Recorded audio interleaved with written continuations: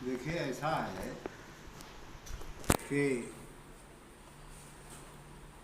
जलियांवाला बाग के बारे में आप लोग जानते हैं। वहाँ जो पूरे दुनिया की रह चुकी थी महारानी एलिजाबेथ साहब आई थी। तो उन्होंने कहा हाँ ये आदमी तो बहुत मार दिए गए थे, वो है। उसके बाद उसने कहा कि आपका ख्याल क्या है? तो जानते हो उन्होंने क्या कहा था? कहा था वो गुलाम थे, गुलाम को जिंदा रहने का हक नहीं है। वो जो उसे चला रहा हो, देखभाल कर रहा हो, उसका हक है, जिंदा रखे या मार दे। ये तो भावना थी। मैं अपने वहाँ की एक घटना बताऊं। मेरे जो दादा थे लक्ष्मण, रोज़ हैदर मियाँ से मिलते थे। तो मकान बनवाया गया, वही वो तालाब की मिट्टी से जो ईंटें बनती थी। और मियाँ की तबीयत खराब हो गई, मोहम्मद हैदर काजमी साहब की। हुआ नतीजा ये कि वो गए, कहने लगे मकान बन गया। कहने लगे हाँ मकान बन गया। कहने देखें जरा चौपाल का, चौपाल बन गई क्या? हाँ। ओ तुमने इमाम बाड़ा खड़ा कर दिया। जब इतना मेल था, रोज शाम को मिलने जाते थे। कहने लगे अब इसमें एक ईंट नहीं लगेगी, तुमने इमाम बाड़ा खड़ा कर दिया। ये ऐसे तो प्रतिबंध थे ना, आप कपड़े ठीक से पहन सकते थे। कपड़ा पहना फौरन जो है पुलिस आ गई और डंडों से पीटने लगी। तो ये तो आलम था। आदमी को जानवर से बदतर जिंदगी थी आदमी की। और अंग्रेज़ों के बारे में, उनकी 5 करोड़ आबादी थी और पूरी दुनिया पर उन्होंने हुकूमत की है, सिर्फ दिमाग की बदौलत। आए इनको तेजीराम जी को जो है फौरन बना दिया यहाँ का जमींदार और 100-200 400 बीघे ज़मीन दे दी और कहा कि यहाँ कोई आदमी यहाँ ब्रिटिश गवर्नमेंट के खिलाफ या गवर्नमेंट के खिलाफ कुछ कहे तो उसे लाओ और यहाँ पीटा जाएगा। ऐसे तो वो काम करते थे। 5 करोड़ की आबादी और पूरी दुनिया पर उनकी हुकूमत थी। हम ही आप जो हैं एक दूसरे को मारते थे, सेना नहीं थी। और सन 75 के पहले जो हम आपको बताएं, मेरी 80 साल की उम्र है। पढ़ने जो लड़के जाते थे उसमें जो शेड्यूल कास्ट के होते थे उनको तो ऐसी नफरत से लोग देखते थे कि मालूम होता था कि जैसे आदमी की टट्टी से बदबू आती हो, इतनी बदबू आती थी। और तो ये सवाल इस बात का है कि आदमी की ज़िंदगी इतनी बदतर थी कि जिसका कोई शुमार नहीं था। इसी के कारण फिर आज़ादी के लिए सब लोग खड़े हुए। और आज़ादी के लिए सब जब खड़े हुए, जब ये ट्रेन लूटी गई और इस ट्रेन में 4 आदमियों को सजाए मौत हुई थी। राम प्रसाद बिस्मिल साहब के बारे में आप जानते हैं, वो हेड थे।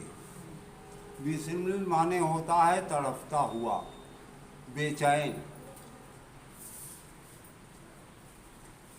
तो सवाल इस बात का है कि जब नाजायज आदमी को सताया जाएगा तो कुछ लोग तो खड़े होंगे, बेचारे खड़े हुए तो उनको सताया जाता था।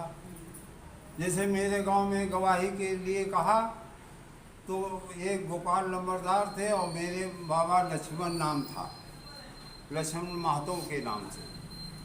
तो उन्होंने कहा नहीं, मेरे वहाँ से कोई गवाही नहीं देगा। लेकिन शीतल के बाद और हीरा लाल एक बहुत बड़े नेता बेचारे गुजरे हैं, वो स्वर्ग चले गए, स्वर्गवास हो गया उनका। उनके बाप रात में 9 बजे रात में जानवर चरा रहे थे।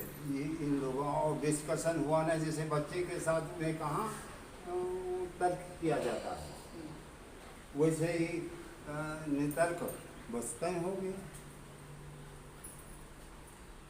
तो सवाल इस बात का है, जिंदगी जो थी जानवर से भी बदतर थी। आपको कपड़ा पहनने का, बोलने का, पढ़ने का कोई अधिकार नहीं था। जिसे जमींदार कह दे कि ये है, बस वही पढ़ लिख सकता था। मैं दुर्गागंज पढ़ने जाता था तो दोनों वाल्मीकि थे, मुन्नी लाल वाल्मीकि और बेचालाल वाल्मीकि। तो वो बता रहे थे कि जब हम पढ़ते थे तो जैसे कोई चीज़ हो, हम कह दें कि नहीं मालूम है तो बड़े खुश होते थे कि इसको नहीं मालूम है, नहीं ये साला फैलाएगा इधर उधर हवा। तो सवाल इस बात का है कि ज़िंदगी बड़ी ही क्रिटिकल थी, बड़ी ही संकटमय थी। किसी चीज़ की आज़ादी नहीं थी, ना खाने ना पीने की, ना कपड़ा पहनने की, ना पढ़ने की। अब यहाँ मीटिंग हो रही थी, यहाँ 2-3 आदमी आते, ज़्यादा नहीं आ सकते थे। एक तो मीटिंग होती ही नहीं, मियाँ के वहाँ बैठ के बातें हो जाती, बस तय कर लिया गया। तो मेरा कहने का मकसद है, जैसे कोई कहे कि 75 साल पहले क्या ज़िंदगी थी, तो जानवर से भी बदतर ज़िंदगी थी। जिस पहलू पर हमसे आप सवाल करें, हम आपको बताएंगे कि ये हालत थी। भैया आप उसके आगे आप कंटिन्यू कर लीजिए, बैठे बैठे। अभी हमारे बीच में हमारे बड़े भाई मुनीलाल भूतपूर्व प्रधान जी अपनी वो बता रहे थे आज़ादी के पहले 75 साल क्या गुजरा, किस तरह आदमी को सताया जाता था, किस तरह लोग अंग्रेज़ों ने हमारे पर अत्याचार करते थे और अत्याचार भी करते थे। उसके बाद भी जो है जीने का उनका कोई ही किसी तरह का उनको पर्याप्त नहीं था। और आपने बताया कि हमारा एक ग्राम अमिठिया सलेमपुर है और इस ग्राम अमिठिया सलेमपुर के धरती पर शहीदों की शहीद हुए हैं जो ट्रेन डकैती लोग कहते हैं, ट्रेन डकैती मैं नहीं कहता हूँ, वो क्रांतिवीर थे देश के लिए, जिन्होंने आज़ादी के लिए अपने को कुर्बान किया। और यहाँ से ही ये आग ऐसी फैली, पूरे देश में क्रांति फैली और हमारा देश आज़ाद हुआ। मैं सबसे पहले बताना चाहता हूँ कि 15 अगस्त आने वाला है। सभी लोगों को 15 अगस्त के शुभ अवसर पर मैं बधाई देता हूँ और खुशहाल ज़िंदगी के लिए मैं बहुत कामना करता हूँ। और मोदी जी ने, प्रधानमंत्री जी ने जो देश के लिए जो है पैगाम भेजा है, स्वच्छ भारत के लिए, स्वच्छ अभियान के लिए, और नारी का बहुत उन्होंने सम्मान दिया है, नारी सशक्तिकरण किया है, 3 तलाक को भी हटाया, 370 को हटाया, जीने का एक बहुत बड़ा मकसद उन्होंने पैदा किया। और ये भी पैदा किया टेक्नोलॉजी ला करके, जो कि हमारे बच्चे आगे आ करके कैसे हमारे बच्चे, उनके कंधे पर भविष्य है पूरा आज का, और वो बच्चे कैसे पढ़ेंगे, कैसे बढ़ेंगे, कैसे क्या करेंगे, ये आपकी जिम्मेदारी बनती है, अध्यापक लोगों की जिम्मेदारी बनती है। ये आपके बच्चे हैं, क्योंकि पहले आपने बताया कि पहले पढ़ने ही नहीं दिया जाता था, लोग मिलने ही नहीं देते थे, बेबत्तर कुत्ते की बेबत्तर जिंदगी जीते थे, कुत्ते को वो पालन पोषण करते थे, लेकिन आदमी को तीर पहुंच करके वो कहते थे हिंदुस्तान के काले हैं ये कुत्ते हैं, कुत्ते के बेबत्तर ही जीने के लिए उनको लिए वो करते थे, बेबस करते थे। और हमारे यहाँ बुजुर्ग अभी बता रहे थे, बुजुर्ग थे, यहाँ जो है जिम्मेदारी व्यवस्था थी और यहाँ पर अदालत लगती थी, बहुत बड़ी अदालत लगती थी, उस अदालत में फैसले सुनाए जाते थे आसपास के। और एक नीम का पेड़ था, बताते थे, हमारे पिताजी भी बताते थे कि यहाँ आज़ादी का जो झंडा जो है, जब हम लोग वो क्रांति फैली तो रात में चुपके चुपके जा करके चढ़ करके जो है यहाँ झंडा बांधते थे और सुबह जब आते थे कहते थे झंडा किसने बांधा है, तो गांव के लोगों को बुलवाया जाता था, उस पर घोड़े चलवाते थे, मारे फिर उतरवाते थे।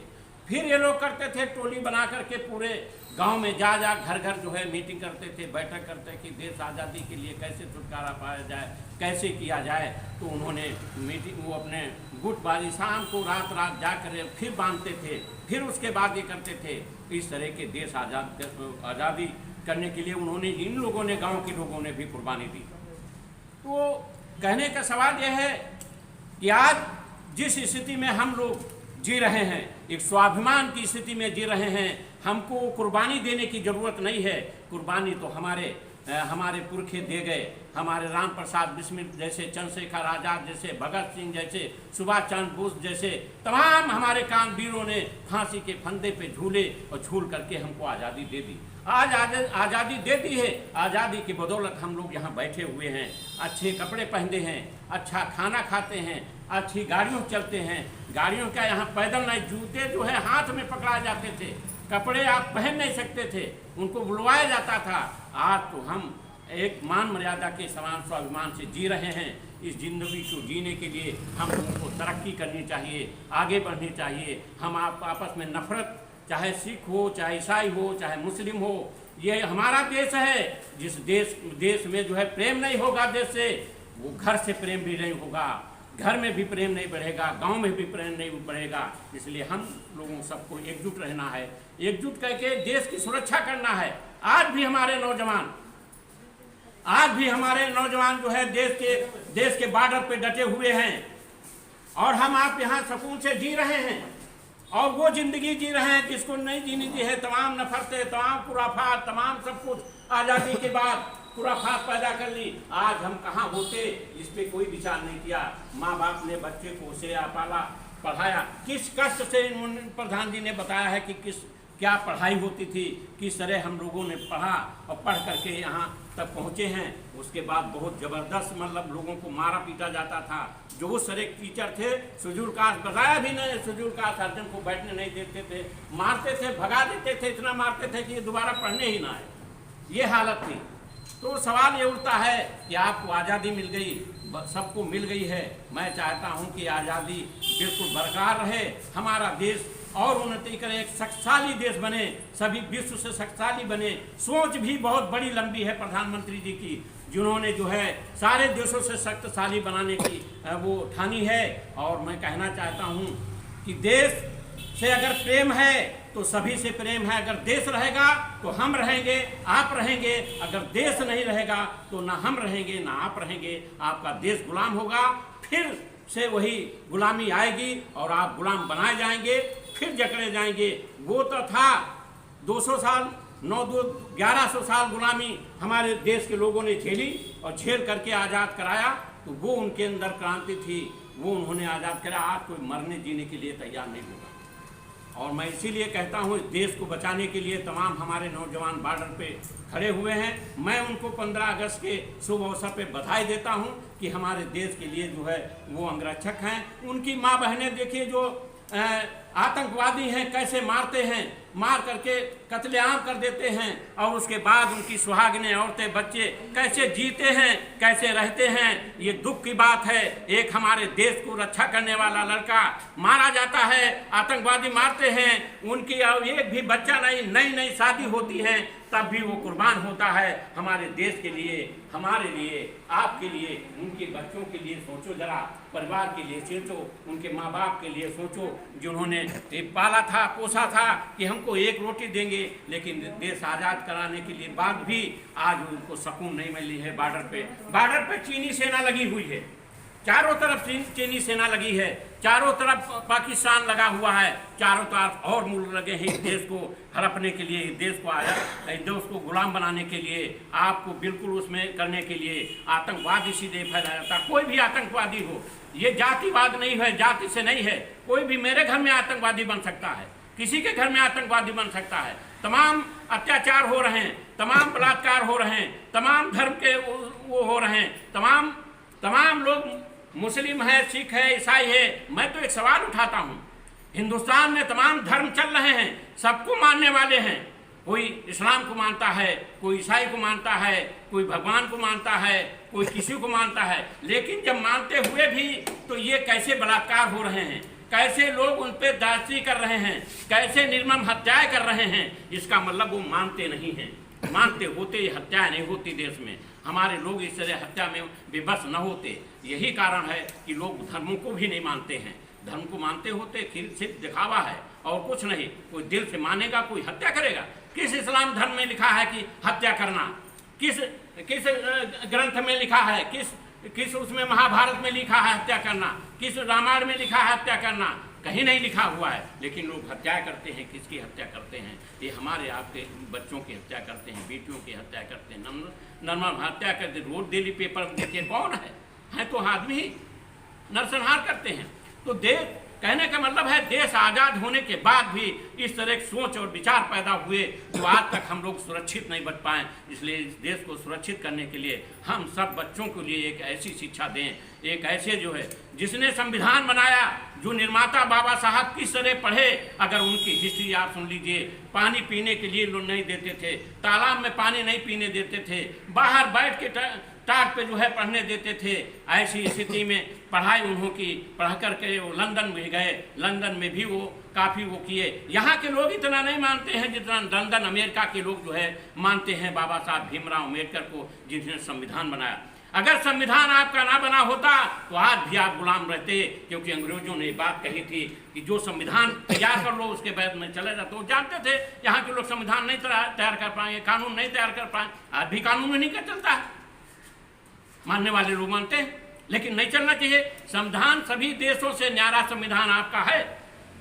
और इस संविधान को मैं तो ये कहना चाहता हूँ, खुलेआम मैं कहता हूँ, मीटिंग कहता हूँ कि हर बच्चे को संविधान की बात पढ़ानी चाहिए, संविधान को किताब पढ़ानी चाहिए, कानून पढ़ाना चाहिए कि अगर आपके घर में पुलिस आती है तो क्यों आई, कैसे आई, लाइए मेरे पास क्या है, किस तरह आप आए हैं, मेरे बच्चे को उठा के ले जाते हैं, मुझे परेशान करते हैं।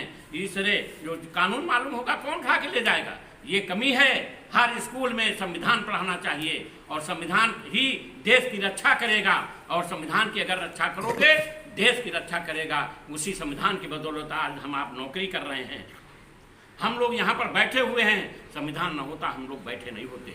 जो आरक्षण पद्धति मिली है सबको बराबरी करने के लिए, समानता करने के लिए, ये वही पद्धति बाबा साहब की है। हर सबको सम्मान देना, नारी को बराबर का सम्मान देना, ये बाबा साहब की देन है। हर कौम को, हर धर्म को बढ़ावा देना, रहना सम्मान से जीना, ये बाबा साहब की देन है, संविधान की देन है। और हर जीव जंतु यहाँ सुरक्षित रह सकता है। किसी का अधिकार मारने का नहीं है, कोई किसी को मार नहीं सकता है। किसी के इसलिए कानून बना हुआ है, जो पक्षी को भी मारेगा उसे भी कानून धारा लगेगी। आदमी को मानता है वही धारा लगेगी जो पक्षी के ऊपर लगती है। इसलिए